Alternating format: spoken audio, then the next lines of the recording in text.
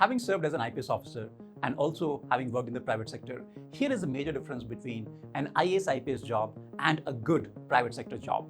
People talk about money and power, but that's not the main difference. Here's the thing.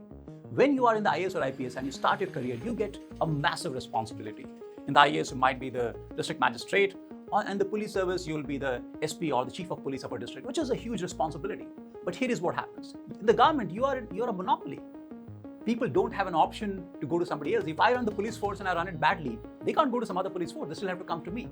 Since there is no competition, it does not force me to become better. I don't have any pressure to innovate, to do things differently. And as opposed to that, in the private sector, you have competition.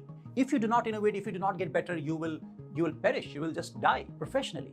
And therefore, over a 10 to 15-year period, people learn a lot and become way better than where they started.